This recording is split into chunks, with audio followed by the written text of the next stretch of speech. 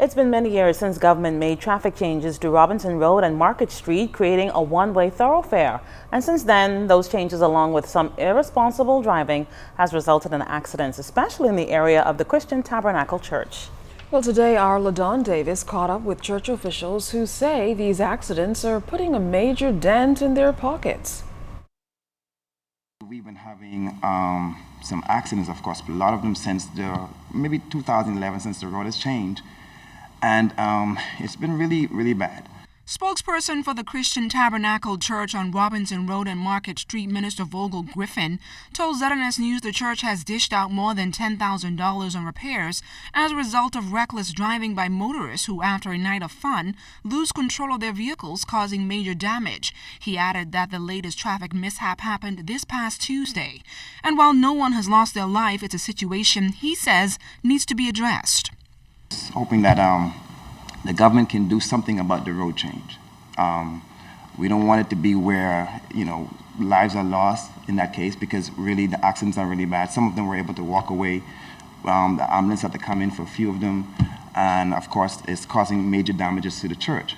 And then, of course, we do have security as well, and their lives also in danger as it relates to this kind of situation. Minister Griffin says over the years, the church has had to deal with some 50 accidents by persons between the ages of 18 through 27. I've been called in each time the accidents have happened around 2, 3, 4 o'clock in the morning.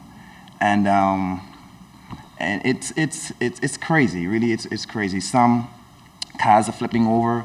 They're actually coming in to the church, literally into the church. One Sunday morning, actually about 4 a.m. thereabout, I got a call coming here, and when I came, that car was actually in the foyer.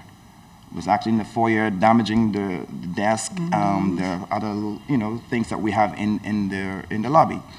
And so it's really bad. It got so bad that we had to put down poles to try to protect the church. But an even greater concern is the fact that at least half of the drivers involved are not insured, putting a strain on the ministry. However, Griffin offered these recommendations to authorities that he feels could assist in avoiding future traffic accidents. We're looking for perhaps maybe a medium that can kind of separate the cars directly, or maybe some chevrons at maybe about 100 yards before the light.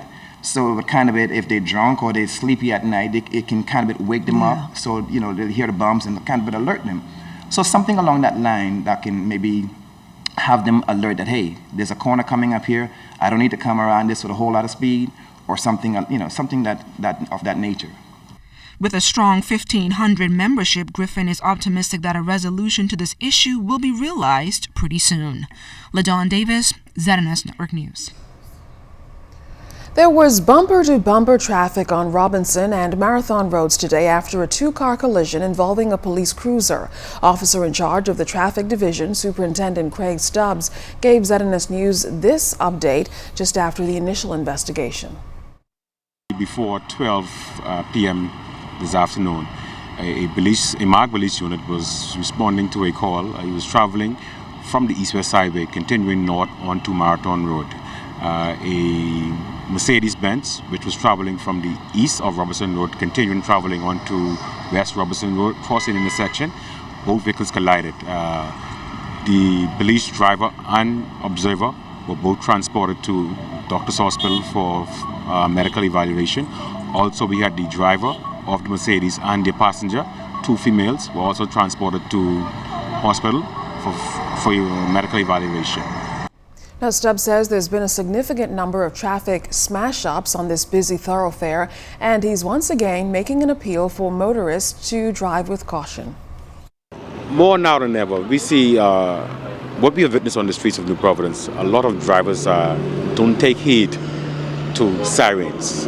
That is with the ambulance department, fire department, and the police. Members of the public tends to just continue driving.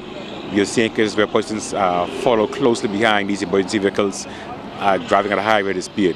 We want to discourage those persons who do it. It's an offense, and we want to discourage those motoring public who see fit to fail to yield to sirens. It's an offense. You can be reported for the offenses in that regard.